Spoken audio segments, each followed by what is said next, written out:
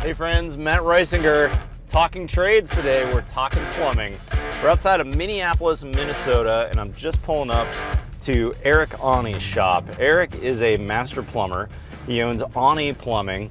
He really specializes in heating systems, interestingly enough. That's a specialty in the plumbing trade. And we're gonna learn all about Eric, how he got to where he was. This is gonna be a really fun episode. Talking plumbing, let's get going. Build Original Series, hosted by Matt Reisinger. Talking Trades, brought to you by Front Door and Sashco.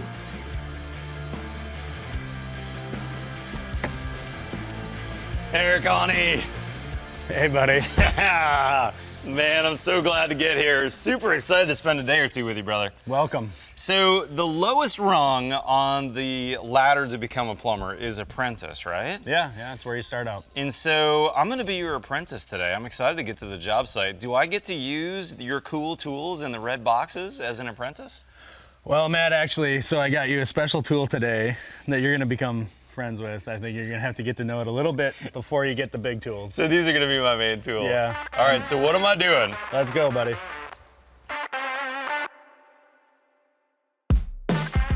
Okay, Eric, I'm an apprentice. It's day one. I'm learning to be a plumber. What's day one look like for me? Well, actually, so kind of day in the life is starting here in my shop. Okay. And I have a special job for you. So to start the day, you need to clean out my van. That's a lot of crap in there. Yep. Okay. Hey, I'm Eric Aune. Welcome to my shop here in Minnesota. I'm a master plumber. It's really not that hard. Okay, I'm an idiot. Whatever we're paying them, it's too much. Yeah, so I'm a master plumber here in Minnesota. I've been a plumber for about 25 years. I run my own business, and I got into this right out of high school. I really like what I do, and I really like working alone, apparently. In that 25 years, I started out as an apprentice at the bottom of the rung, just out of high school. I knew that college wasn't for me, and I wanted to do something that was gonna give me a little more variety. You know, at that age, you don't quite know what you want to do. You certainly don't have any like real passions about doing something like finding a job. As an apprentice, you start at the bottom and you work your way up. Here in Minnesota, we have a 4-year apprenticeship program, so it's structured. You go to school, night school, a few nights a week, a few months of the year. And you do that as you are working on the job, which I think is really what attracted me to the trades, was going to work every single day, getting trained on the job, getting paid to learn instead of having college debt. Growing up, I was always a curious kid. I wanted to take things apart, put them back together just to see how they worked. A lot of kids will play with Legos. A lot of kids will go try to build a ramp for their bike or a tree fort. That was the kind of things that I did. I didn't know then, of course, or even as I was a young adult, that would really was a signal to like, I like to work with my hands. I like to make things happen, make things work. I love it when things don't work and I can fix them. And I think that's really how I ended up doing what I do today. There's a lot of ways to specialize in the trades, and plumbing is no exception. So I think most people think about toilets and backed up drain lines. Although I can do that kind of work, I've actually decided to specialize in heating. I do a lot more work with gas appliances, hot water heating systems. It's really been great with our long Minnesota winters and working in the heating trade. I'm busy for months at a time, but then when that snow melts, it's really nice because I get to take a little time off. When I started out, I started as a one-man shop, and actually nearly 24 years later, I still work alone. And that's what's really unique about my trade is some companies will choose to grow and get really big, have tons of people working for them. And I've been able to work alone for so many years, and it's just been awesome. I think the trades, especially us sub-trades where you've got licenses, you've got certifications, you've got a lot of qualifications to do what you do, allows you to kind of clear your own path. There are a lot of options in what I do in trades like plumbing and heating that allow for, starting this as a new career, whether you're midlife or you're leaving the military, you've served, and you're just deciding what's next. And I think plumbing and heating is great for that because we can get you in there. You've got some real life usable experience we can put to work on the job. Starting sure at the bottom, but probably quickly working your way up.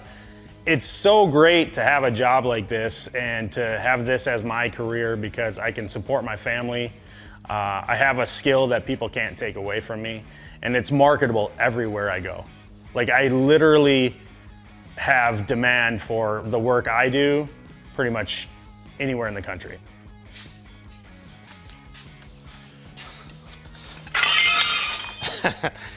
Okay, y'all, so Eric is gonna be too modest to tell you today, but I need to pull you aside and tell you that Eric Aune is the quintessential American success story built upon the foundation of the plumbing trade. Eric, as an 18-year-old, came right out of high school, joined a union apprentice program, 4 years later sat for his journeyman's test, and then not even a year later, right at a year later, sat down for his master's test. So here he is, early 20s. He actually married his high school sweetheart, and at like 23 years old is building his very first house.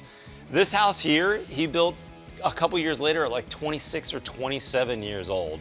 And by the time he was 29 years old, he'd already started Aune Plumbing, which now he's owned for almost 20 years, 19 years, something like that. I mean, this is absolutely an American success story. And he did all that, oh, by the way, totally debt-free. And here Eric is now. He's 4 or 5 years younger than I am. I think he's 46 years old. His kids are out of the house. He's been married for almost 25 years. He's got a beautiful custom home that he built, a gorgeous piece of property here in Minnesota. Check out this shop. I mean, this shop is unbelievable. He's got trucks and tools and vans. He's got a mini truck. I mean, this is absolutely the American dream right here. He did it all debt-free. He did it all on the foundation of the plumbing trade. Let's go. Better get back to it. All right.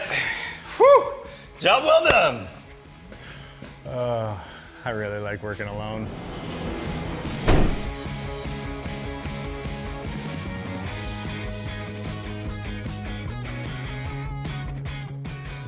All right, Eric, what are we doing today? We're gonna work on a boiler heating system. All right, we all loaded up? I think we got what we need. All right, brother, let's roll.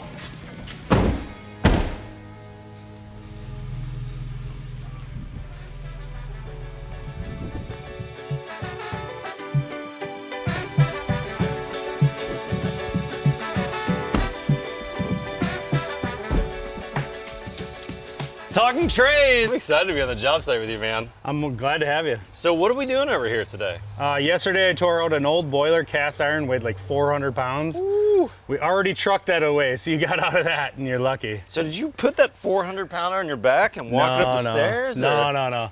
No, I invest in the tools that let me do this job so I can keep doing it for years and years. That's how much I love it. For sure. But no, I have a motorized stair climbing dolly that lifts up to 700 pounds. It's crazy. Holy cow. I saw your Instagram feed today of that thing lifting into the trailer, or pardon me, into the bed of someone's truck. Yep. To get rid of it. That's crazy. Yeah, it goes straight to the scrapyard. We only touch it enough to strap it onto the cart. That's pretty awesome. So today, what are we actually working on? So we're gonna get working on the new boiler. So it's high efficiency, bring them into the modern age. Yep. You know, we got a 60-year-old house here. So we got to do a whole bunch of piping, or maybe do some gas pipes, some copper, things like that. 60-year-old house. I suspect there's no recipe for what you're gonna find in there, is there? No, and I think that's what I like about my job so much, is I get called in when there's a problem, and I'm tasked with fixing it. So the diagnosing and just seeing what's there, what's worth, or what you have to work with. Yeah. Like, that's a huge challenge, I think.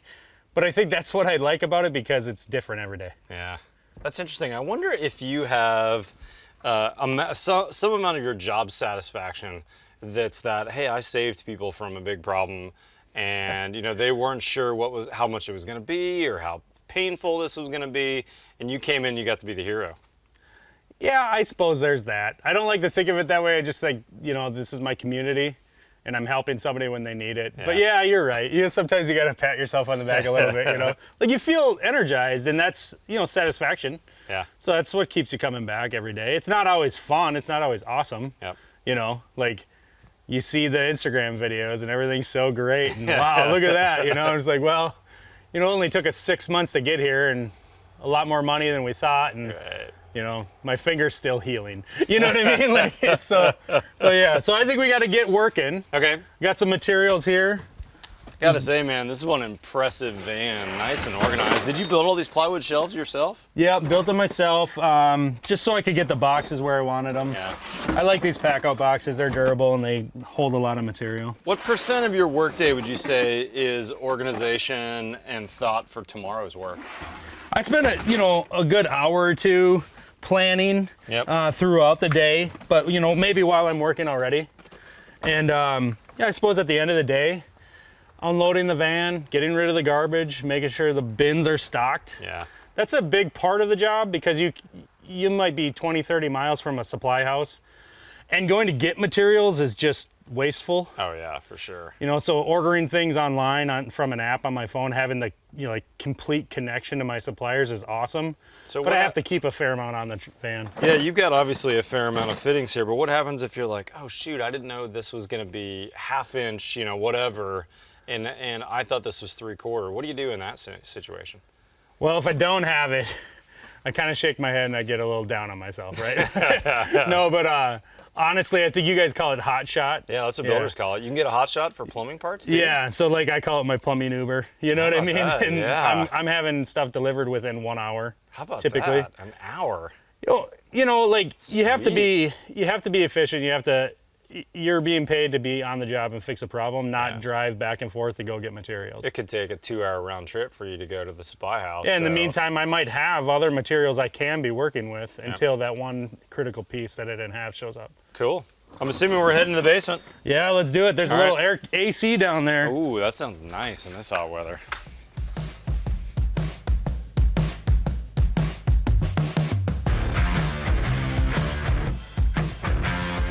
Next up, I want to say a big thanks to our sponsors and show you what they've been doing to encourage young people to join us in the trades. I want to say a huge thanks to my friends at Sashco for sponsoring this Talking Trades series. First off, if you're not familiar with them, Sashco makes a huge line of premium caulks and sealants that I use every day on my high performance builds. They're a family-owned company that makes their products in Colorado, but they also have been a massive supporter of trade school education. Now, if you are a trade school teacher watching this video, I want to tell you about their Class Pack program, which was designed for you to use in your classroom to educate students about sealant technology and application. Now, I've been through a version of this program and it was really fun and educational. You can enhance your curriculum with their expert resources. Learn more at sashco.com/trades-support.